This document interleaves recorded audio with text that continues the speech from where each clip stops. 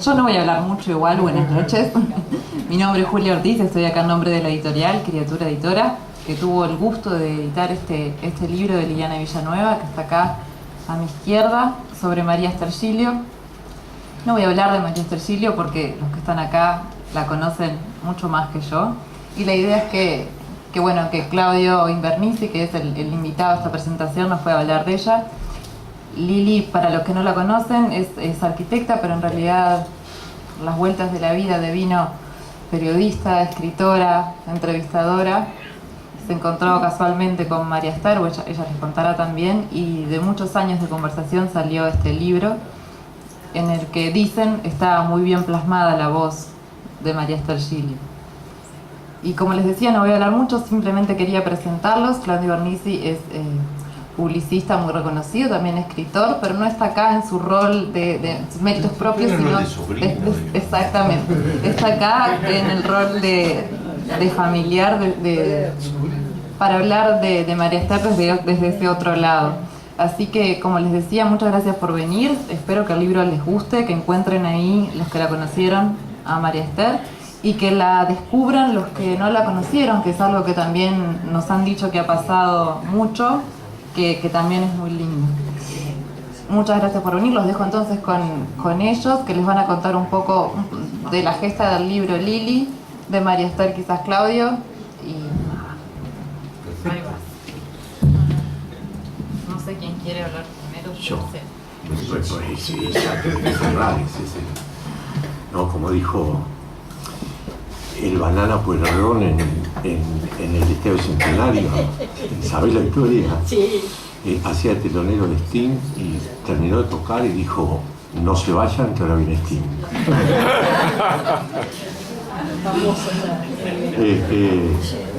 Me pasó, ahora que las veo juntitas a las dos, juntitas es Isabel y Carmiña, que hay una reflexión que hace María Ester en el libro, que dice: yo hubiera querido ser arquitecta, hubiera querido ser psicóloga, y no lo fui, y tuve una hija arquitecta y una hija psicóloga. Y eso yo lo había pensado antes, en realidad no lo había, antes de leerlo en el libro, lo había pensado.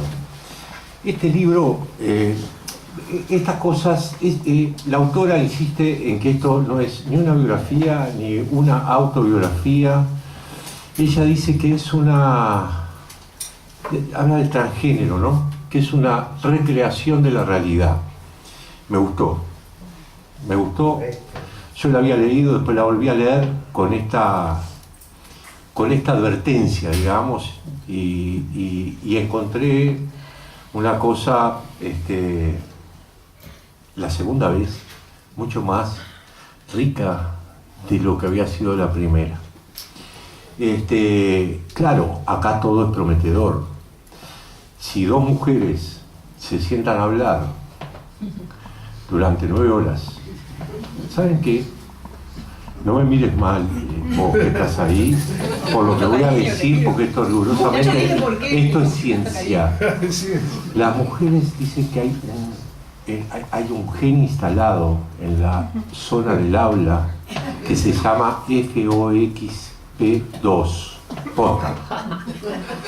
Y eso hace que en general hablen más que los hombres. Entonces, no es así. Pero consultá lo que yo te dije. Bueno, buscá eso porque es científico. Algunos hombres lo tenemos desarrollado también, sea el lado femenino, y bienvenido sea. Entonces, que 9 horas, llueve, y llueve. Hay una vela encendida porque en Montevideo hay corte de luz. Eso ya tiene, ¿no?, una impronta que a uno lo alienta seguir leyendo. Y si una de las personas es María Esther, que va a estar ahí durante 9 horas, ¿no? Esto es formidable. Promete muchas historias, además de las vidas de María Esther. Así que ese arranque es tremendamente prometedor. Hay en el libro una presencia de Onetti que yo no voy a decir que me molestó. Hay uno que se llama Me harta Onetti. ¿Cómo es Onetti? Me hartó Onetti, me harta. Onetti me harta. Onetti me tiene harto, pero lo dijo Onetti. Lo dijo no lo Onetti, dijo sí, en ella. una nota que le hace ella. Lo dijo ¿no? de sí mismo en Ta. tercera persona. A mí no me hartó Onetti. Acá. Pero siento, digo, voy a rescatar lo que más me gustó de Onetti. Lo que más me gustó de Onetti pertenece en realidad a ella, no a Onetti, que es esta hipótesis, cierta o incierta. Mira la cara, me pone Tata, no importa. Es una situación que podría prometer 400 páginas de una enorme novela que capaz que algún día te pones a escribirla, que es esta idea de alguien que lee un libro y, digamos, se puede vestir como el personaje cuando en realidad después supone que el personaje está vestido, se genera la hipótesis de que el personaje está vestido como ella, ¿no? En esta historia de fechas que se manejan allí, por eso digo, ciertas o inciertas, y no importa, en realidad para mí es secundario, absolutamente secundario, porque rescata otra cosa esencial en ese vínculo que fue el de Onetti con María Esther, o María Esther con Onetti. Pero el libro depara otra cantidad de cosas, ¿no? Porque María Esther deparaba una cantidad de cosas enormes. Por ejemplo, para citar al azar el encuentro con Pacheco Areco en París. Eso es muy impresionante. Pero es muy impresionante además porque yo lo sentí abarcativo. Sentí que detrás de María Esther y detrás de Pacheco, lo que estaba era el Uruguay, no eran María Esther y Pacheco, ¿no? Es decir, contextualizamos en la época del Pachecato, el rol que María Esther jugaba, y después en París, ya con... Y esa cosa de que la sigue por esas calles de París, en un momento, dice, usted me está siguiendo, y no lo voy a contar, ¿verdad? En el libro. Pero, es decir, hay un encuentro que en realidad tiene un antecedente, que es la amistad de Pacheco con Darío, ¿no? Pero me parece que es de una expresividad interesantísima. Me parece que nos ayuda a leernos a nosotros mismos como uruguayos, a quienes vivimos siendo más o menos niños durante ese época, no tan niños, y que también nos ayuda a reinventarnos hacia adelante en algunos lugares donde tendríamos que abrevar más seguido de lo que estamos abrevando.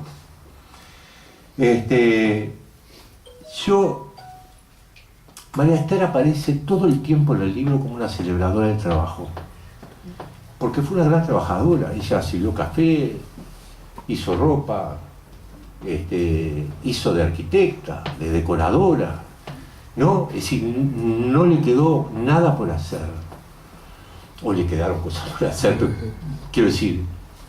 Y además, porque era una gran trabajadora, la recuerdo un día llegar a Piriápolis en el año 2009, es decir, ya estaba, llegar para hacer una nota que a mi juicio era muy menor, que no valía la pena el viaje que ella se había hecho hasta Piriápolis en el ómnibus y después volver en el ómnibus. Y después empecé a encontrar una cantidad de cosas que María Esther que se dicen acá y que dice en otras cosas que le voy a contar, que explican por qué para María Esther valía la pena ese viaje a esa entrevista que yo consideraba absolutamente insignificante como para el esfuerzo que estaba haciendo, porque más era una nota que llegaba a Piriápolis, que volvía, año 2009, y tenía que entregarla esa misma noche, el otro día de la mañana. Estos encuentros, a pesar de que no sea una biografía, en general acá prácticamente el 97, 98, 99% de las personas que estamos aquí nos conocemos, y el 100% de las personas que están aquí conocieron seguramente a María Esther.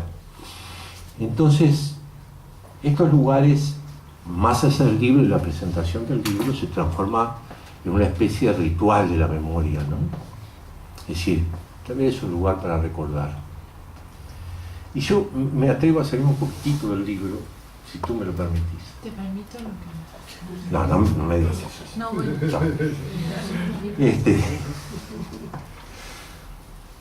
Hace, no sé qué año fue, si en el 2010, ahí nos confabulamos con Sabela y Carlos María Domínguez, para entrevistar para filmar, es decir, en realidad Carlos la entrevistaba a María Esther.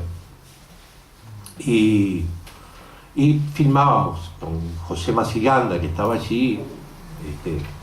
Hay una especie de Ángel Burlón, que en algún momento de haber acosado con los casetas a María Esther también, que hizo que todo el primer día, que había sido absolutamente sustancioso, me dio alegría encontrarme con cosas de esas que ya no están en la grabación, en este libro,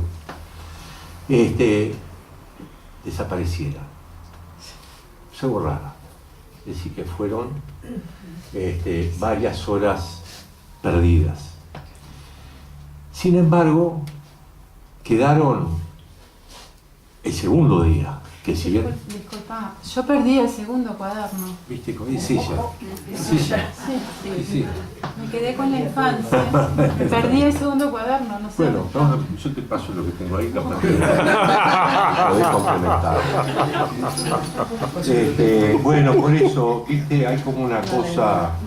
Entonces yo lo que hice fue agarrar, me puse a mirar algunas de las cosas que están ahí, que ya se entregará, porque es copiarlas para que ustedes las tengan. Y quiero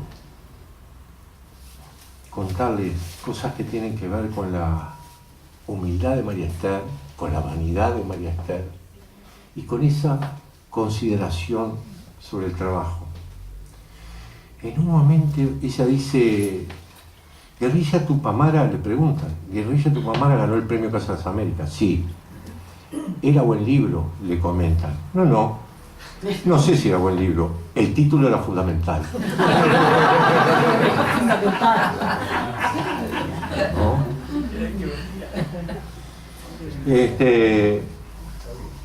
Y ahora viene la parte de la vanidad. Dice, ella se empieza a reír y entre carcajadas dice: la leyenda viviente, la leyenda viviente. ¿Quién?, le preguntan. Yo, dice ella. Hablan de mí como la leyenda viviente en una crónica, y se ríe, pero de una manera formidable, ¿no? Y Carlos le pregunta: ¿te gustó? Dice: mucho. Dice: mucho. Mis nietos se ríen, agrega, ¿no? Bueno, después había, no importa, otras cosas. Después cuenta, dice, habla del exilio, ¿no? Cosas que aparecen en el libro también. Dice, y volví al viejo equipo de marcha, se vuelve al mar y me llaman. Y hace una pausa. Y dice: no me llaman nada, dice. Casi no me toman, agrega. El que me defendió ahí fue Virki. Porque Alfaro no quería, porque decía que yo era irresponsable. Al final entré, un día fui a entregar una nota en tiempo y forma. Y él me dice: pero qué responsable que sos. ¿Por qué no te vas a la mierda?, le dije. Bueno, en fin. Bueno, y después hay una parte bien interesante. Dice, por ejemplo, son los desvelos, ella llama los desvelos nocturnos y diurnos, dice. Dice, los principios morales, ¿quién los inventó? ¿Quién inventó que el hermano no se puede casar con la hermana? ¿Cómo sabían que el matrimonio dentro del clan iba a retrasar la evolución de la humanidad? Ese tipo de cosas se me presentan en la noche y en el día también. ¿Por qué? ¿Cómo lo supieron? ¿Y por qué ese fantasma? Porque ella se para, es decir, como que aparece ella formulándose las preguntas, pero es formulando una pregunta con severidad. ¿Por qué? ¿Cómo lo supieron? ¿Cómo sabían que un hermano y un hermano no podían tener hijos? Y ella sigue pensando, nadie le pregunta nada. Y ella dice, la necesidad de saber, de entenderte a vos mismo, de entender a tu familia, a tus amigos. ¿Sabes una cosa? Esto voy a ir hacia el libro para ver cómo eso que dice acá lo dice después en el libro y cómo explica que el viaje de María Esther a Piriápolis, a esa nota que yo dije no vale la pena tanto esfuerzo, de entender a tu familia, a tus amigos. ¿Sabes una cosa? A mí me interesan menos las personas cuyo conocimiento están fundados en lecturas, en una formación académica. Lo que más me interesa es la gente que consigue decir cosas, expresar situaciones aprendidas en la vida misma sin darse cuenta que son importantes para los demás. Una emplomada doméstica dice algo que te presiona, te conmueve, y ella no sabe que está tocando algo tan sutil. A mí me interesa más cuando la gente no tiene la veracidad ni el peso de lo que está diciendo. Y hace una pausa larga y dice, ¿quieren tomar algo? Estaba cansada. Dice, ¿quieren tomar algo? ¿Te acordás? Yo no estaba. No estaba así. Estaba... Segundo día. Ah, El primero. aparece tu holograma en la imagen. Sí, es tu holograma. Bueno.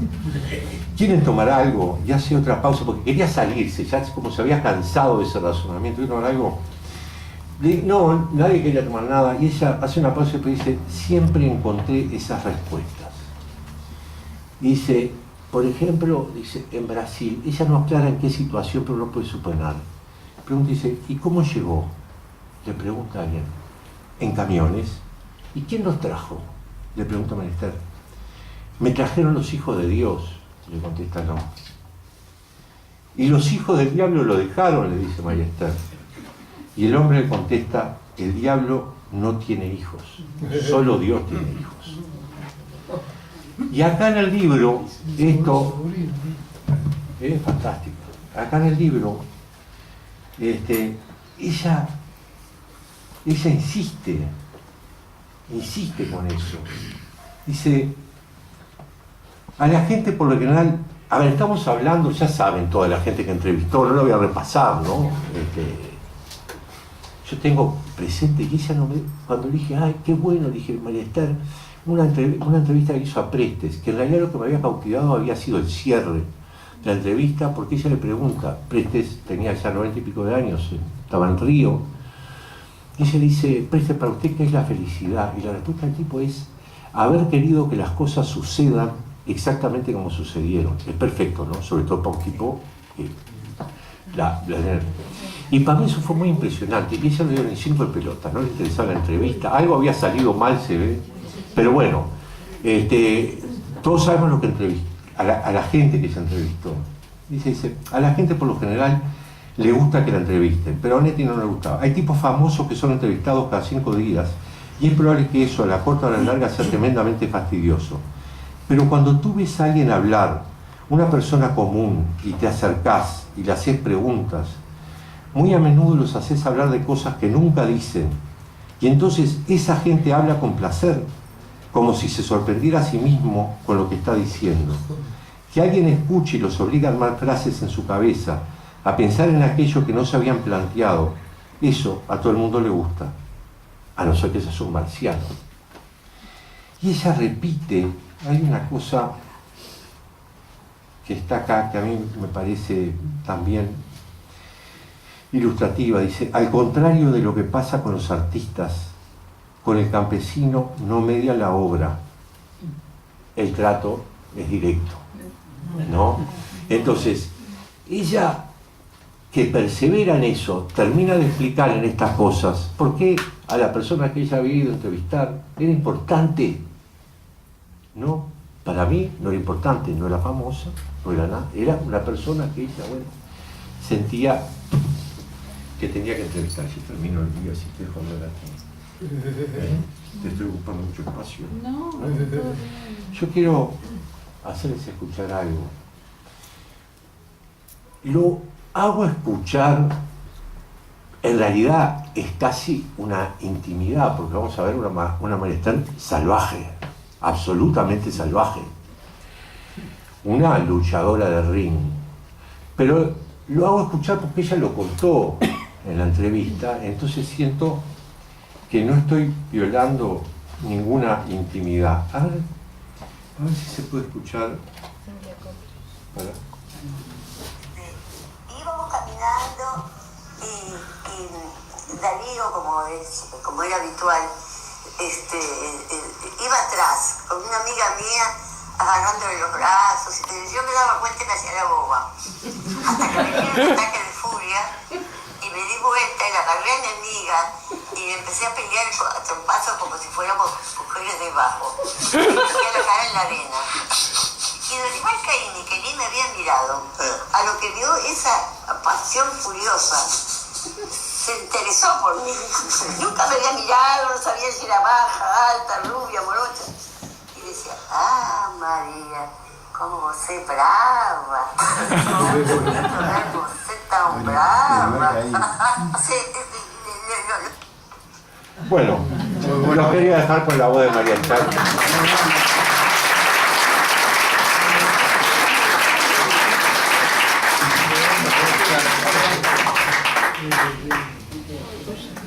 A ver, se escucha así. Bueno, no sé qué decir después de esto, realmente. Creo que está todo en el libro, todas las anécdotas que pueda contar del libro están en el libro. Creo que es más lindo leerlo de forma hilada. Lo que podría llegar a contarles, que me lo han preguntado varias veces, es el armado del libro, si es una biografía, si no es una biografía. La verdad es que al principio me costó mucho imaginarme cómo armar eso que es y no es la vida de María Esther. Una vida no se puede recuperar con palabras, y una vida no tiene argumento, es así. Cuando uno intenta hacer una narración de una vida, entonces sí, tiene que encontrar ciertos hilos argumentales para que esas historias, esas anécdotas tengan algún tipo de sentido. Les puedo contar, por ejemplo, que bueno, cómo la conocí, todo eso ya está en la introducción, pero cuando empezamos con la idea de preguntarle, entrevistarla, no se la podía entrevistar, eso era claro, no es una larga entrevista como se ha dicho por ahí. Son muchas entrevistas, hay mucha investigación, hay también muchas entrevistas a personas que la conocieron. Hay también un trabajo que para mí era muy importante de la voz, que después si quieren les puedo comentar cómo fue. Pero estos días cuando volví a Montevideo me acordaba de esos inicios, de cuando empezamos a hablar ya con la idea de armar algo. A mí me habría encantado que ella estuviera. Yo cuando la conocí, ahora se puede decir, ella era muy coqueta con la edad, lo sabe todo el mundo. María Esther tenía 83 años cuando yo la conocí, llegó a tener 89 años y yo me imaginé que iba a vivir más o menos 150, porque hacía muchísimos planes con ella. En el último año estuve buscando un departamento cerca de su casa. Mis amigos me decían, bueno, tenés que considerar, ¿qué querés que considere? Nada. Yo estaba segura que iba a vivir por lo menos 50 años más. Entonces empezamos una mañana, yo estaba viviendo en Montevideo, yo viví un solo año en Montevideo, estuve siempre yendo y viniendo. Mi hijo iba a la escuela y yo vivía a 7 cuadras de la casa de María Esther. Entonces ella me llamaba muy temprano en la mañana, iba a desayunar, a tomar un té, un café, y empezamos. Y ella me empezó a dictar su vida. Me dijo, bueno, nací un frío día de junio de 1900. Yo, no, así no. Cuando vos naciste eras un bebé, ¿cómo sabés que hacía frío el día en que naciste? Y ella me dijo, bueno, en Montevideo siempre hace frío en junio. Y yo decía, no, esas son suposiciones. Puede ser que justo en un día muy soleado, eso no se lo puede preguntar nadie, no se lo podemos preguntar a nadie. Y bueno, eran tremendas discusiones. Yo creo que si escribir el libro de las conversaciones, las discusiones que teníamos, tendría por lo menos unas 400 o 500 páginas. Pero bueno, uno no quiere cansar a nadie. Pero hay todo un trabajo detrás de eso que también creo que es interesante para conocer, todo el armado del libro. Como les decía, entrevistarla a María Esther era imposible, porque la llamaban por teléfono, venían los nietos, venía Isabela, venía Carmiña, venía la señora que hacía o intentaba hacer la comida.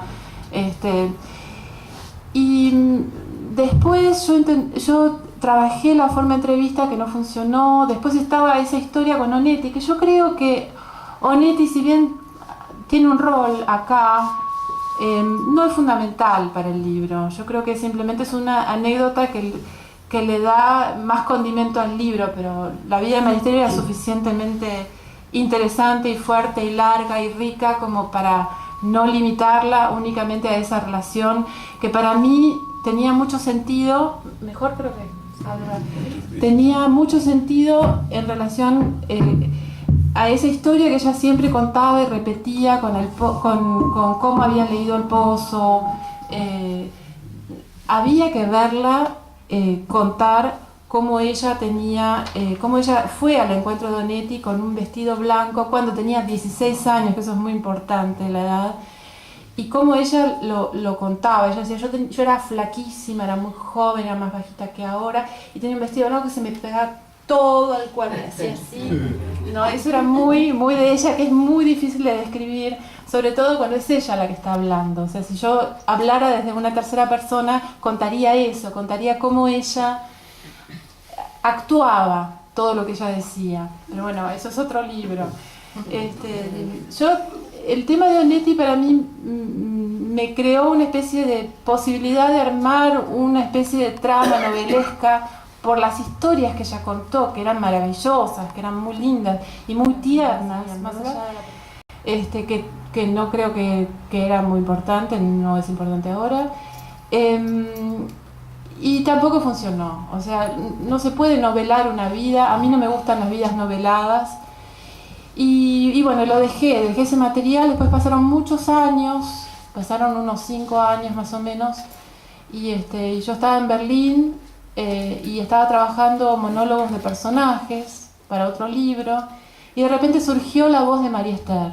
Surgió con una potencia que yo no me imaginé. Yo no tenía nada del material, estaba realmente con mi computadora, no tenía los cuadernos, había perdido un cuaderno, las entrevistas no me funcionaban. Y de repente me acordé de todo, lo tenía en mi cabeza y empecé a escribir desde la voz de María Esther.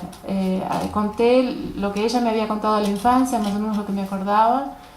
Y después escribí al otro día, que era un monólogo, o sea, desde su voz, en primera persona.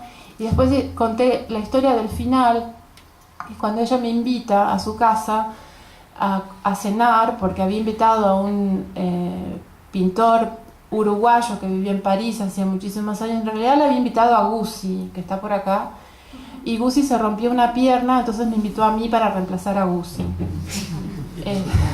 Bueno, yo tenía que llegar aceleradamente con 2 latas de atún. Creo que tenía que ser atún entero y yo compré atún desmenuzado, y es una especie de gran drama que bueno, y después lo solucionamos con salsa golf.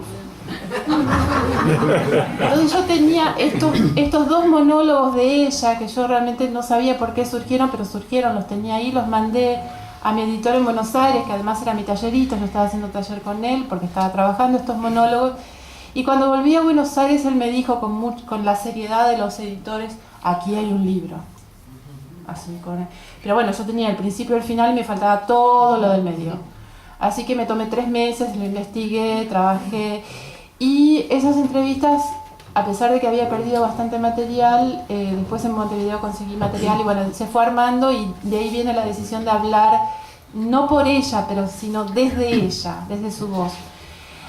También hay todo un trabajo de rescatar las expresiones de María Esther. Para eso tuve mucha suerte que TV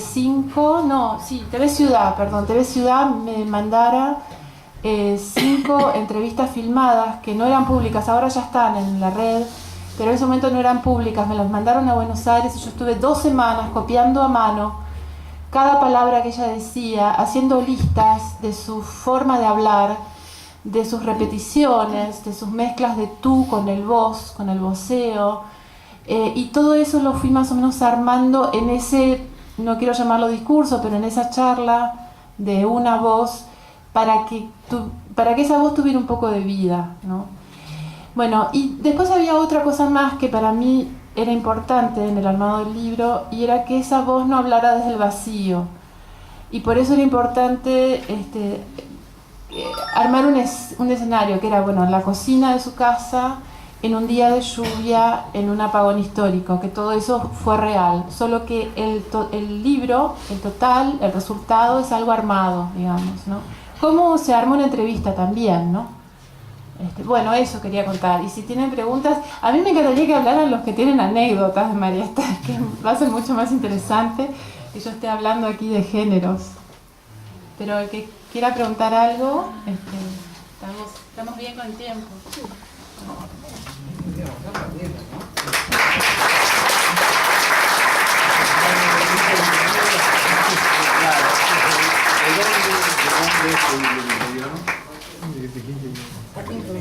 Hacer como cuando vino Victoria, la última vez que vino Victoria Gassman a Uruguay, estaba en una conferencia de prensa y habla, y termina y dice, bueno, ahora si tienen preguntas, y se hizo un silencio. Y el tipo se cambió de silla, dijo, señor Victorio Gassman, ¿qué le pareció la ciudad de Montevideo? Dijo, me encantó la Rambla. Si no crees. En realidad, entonces los invitamos con una copa de vino y así charlan y cuentan anécdotas de manera más cálida. Y muchas gracias por venir de nuevo. Y nada, eso, compren libros que los puede firmar ahora Liliana y conversen de las anécdotas.